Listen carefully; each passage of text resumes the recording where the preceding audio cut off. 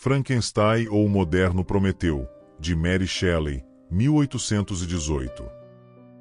Carta 4. A Senhora Saville, Inglaterra, 5 de agosto de 17.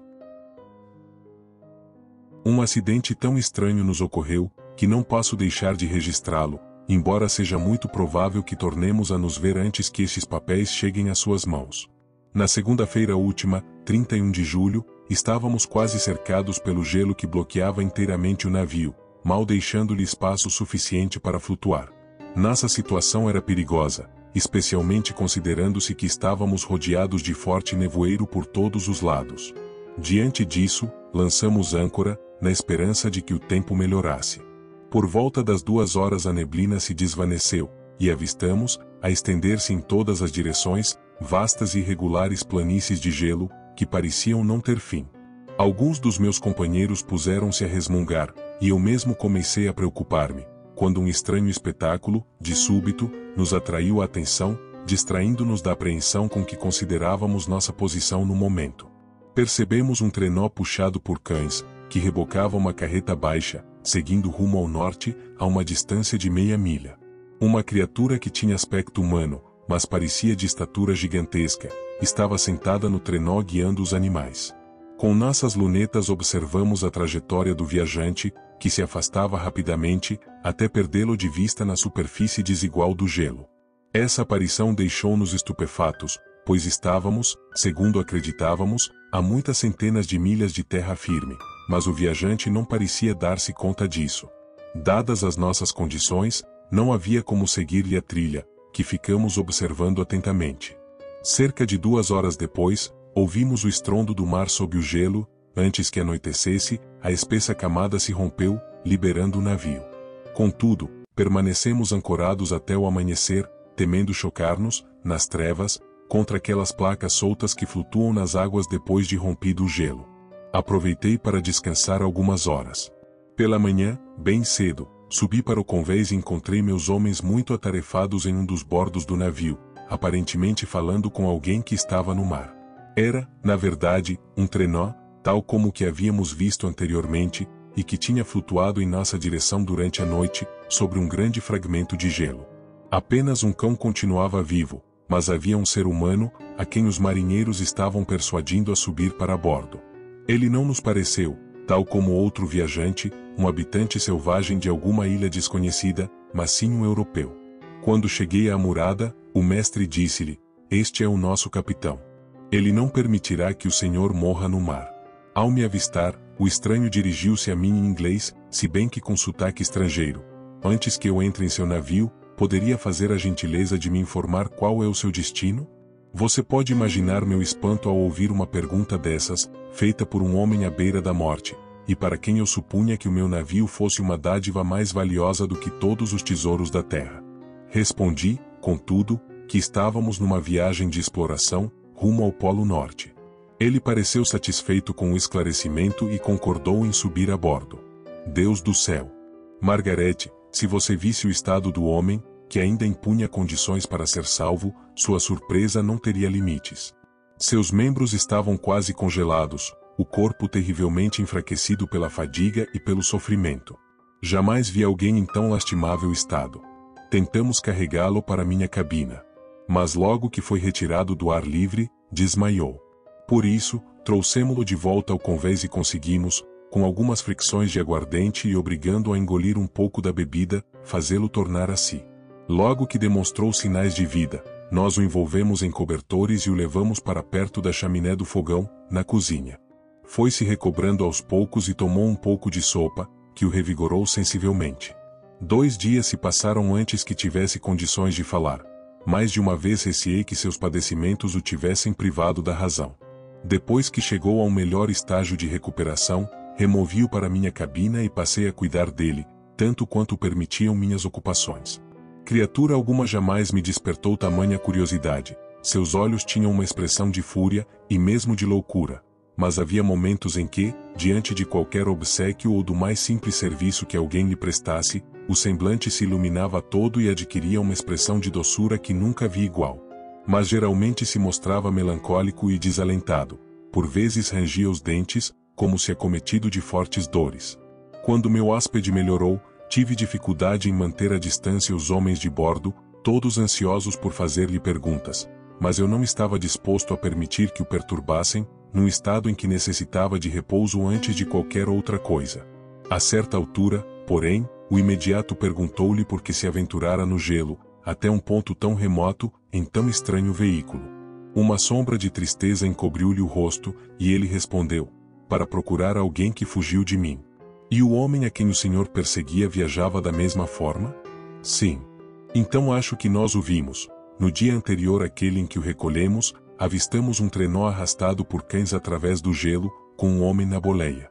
Tomado de súbito interesse, o estranho soergueu-se com dificuldade nos cotovelos e fez uma série de perguntas sobre a rota que o demônio, como o chamava, tinha seguido.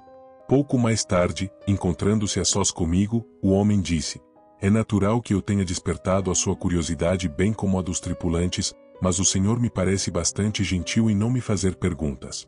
De fato, não acho propícia a ocasião para perturbá-lo com minha curiosidade.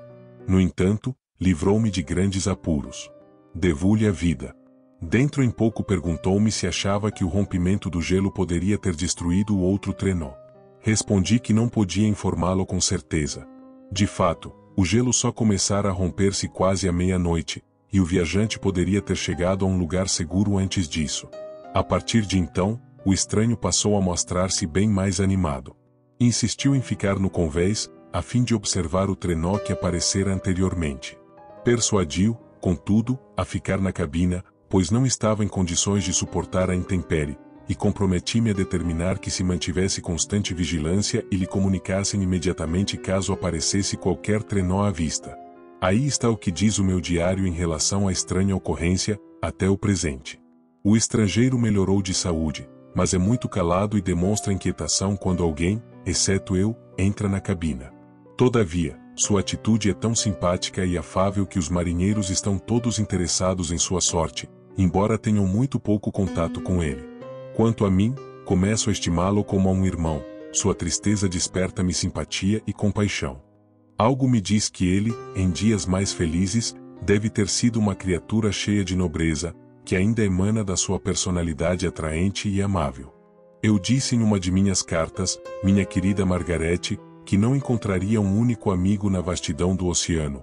Eis que o destino coloca-me diante de um homem que, antes que o infortúnio se abatesse sobre seu espírito, eu gostaria de ter como irmão.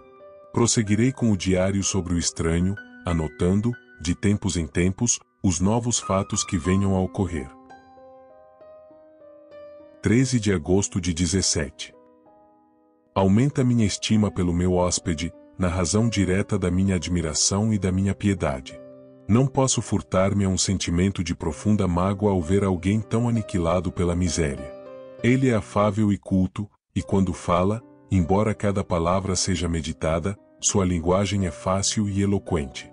Já está bastante recuperado e permanece sempre no convés, à espreita do trenó que fora visto antes do seu. Embora infeliz, ele não se deixa absorver totalmente pela desgraça, e interessa-se muito pelos projetos alheios. Tem conversado frequentemente comigo sobre meus planos, que lhe expus sem reservas. Ele considerou sob um ângulo favorável meus argumentos sobre as possibilidades de êxito e analisou minuciosamente cada uma das medidas que adotei no sentido de alcançá-lo.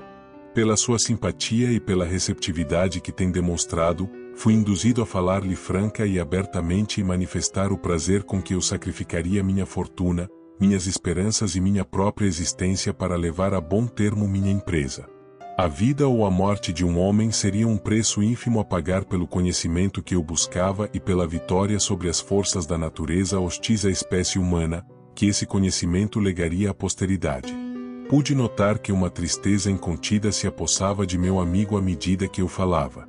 Percebi que ele, colocando as mãos diante dos olhos, procurava encobrir sua emoção, e minha voz embargou-se quando notei que as lágrimas caíam-lhe dos olhos, enquanto um profundo suspiro escapava-lhe do peito. Fiz uma pausa e por fim ele falou, com voz entrecortada: ó infeliz! Estarei diante de um homem que compartilha da minha loucura, que também bebeu da poção embriagadora. Apele para toda a sua sensatez, e ouça-me. Deixe-me revelar minha história, e afastará, prontamente, suas ilusões. Você pode imaginar de que modo essas palavras espicaçaram a minha curiosidade, mas o impulso emocional de que foi tomado o estranho embotou-lhe as faculdades, já debilitadas, e me pareceu melhor deixar que algumas horas de repouso e um tom de conversação mais amena, alheia às circunstâncias, lhe restituíssem a tranquilidade. Ocorreu então uma transformação na sua atitude. Depois de dominar a violência de seus sentimentos, ele parecia condenar-se por se deixar levar pelo arrebatamento. Aplacando, por fim, seu desespero, induziu-me, uma vez mais, a conversar sobre meus planos. Perguntou-me sobre minha infância. Não gastei muito tempo em relatá-la, mas isso provocou uma série de reflexões, que logo expus. Referi-me ao meu desejo constante de encontrar um amigo, alguém com uma afinidade de espírito que até então não me foi dado encontrar, o alter ego, em suma, e exprimi a convicção de que ninguém pode dizer-se realmente feliz se não encontrar essa amizade. Concordo, respondeu-me. Somos criaturas brutas, apenas semi-acabadas quando nos falta alguém mais sábio, melhor do que nós mesmos, para ajudar-nos no aperfeiçoamento da própria natureza, débil e falha. Eu tive outrora um verdadeiro amigo, em toda a extensão da palavra, e estou apto, portanto, a fazer um juízo do que seja amizade. Você tem esperança, o mundo à sua frente, e não tem motivo para desespero. Quanto a mim, perdi tudo, e não tenho como recomeçar a vida. Ao dizer isso, seu semblante adquiriu uma expressão de calma e serena resignação, que me deixou comovido. Ele se calou, e pouco depois saiu da cabina. Um detalhe relevante, mesmo alquebrado como estava, tinha um profundo sentimento do belo em relação à natureza. O céu estrelado, o mar e todos os panoramas surpreendentes que essas regiões oferecem, tudo parecia ter ainda a faculdade de elevar-lhe a alma. Um homem assim tem dupla existência, por mais que sofra e esteja oprimido por decepções, faz-se quando se recolhe a si mesmo, rodeado por uma auréola na qual não penetram a dor ou a revolta. Estará você sorrindo do meu entusiasmo por esse desconhecido? Não o faria se o visse. Você tem se ilustrado por meio dos livros, tem se enclausurado em seu pequeno mundo e sente-se entediada. Mas justamente isso lhe dá condição para apreciar os méritos desse homem extraordinário. Tenho tentado descobrir que segredo, que poder oculto ele detém, capaz de elevá-lo tão acima de qualquer pessoa que conheci até hoje. Será, talvez, um discernimento intuitivo e infalível, uma inusitada faculdade de raciocínio, ou mesmo um poder de percepção que transcende o conhecimento do comum dos homens.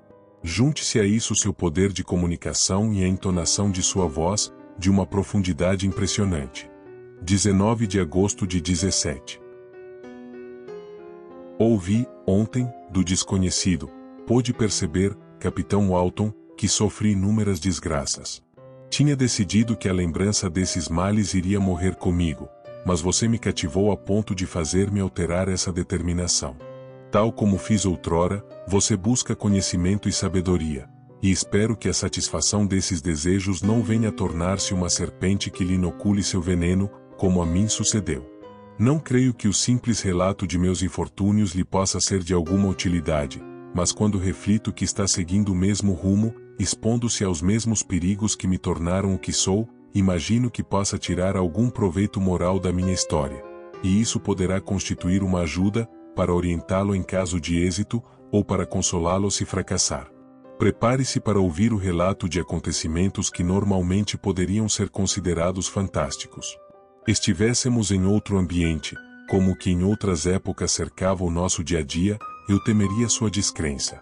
Porém, muitas coisas parecem possíveis nestas regiões misteriosas, coisas que poderiam provocar o riso dos poucos afeitos às forças mutáveis e inelutáveis da natureza.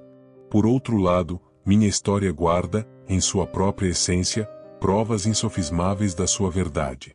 Calcule, Margarete, como fiquei alvoroçado com a promessa da narração do meu hóspede. Mas se, por um lado, relutava em fazê-lo reviver a sua mágoa por meio de seu relato, desejava ouvir a história, em parte movido pela curiosidade, em parte querendo minorar o seu sofrimento, no que estivesse ao meu alcance. Manifestei esses sentimentos.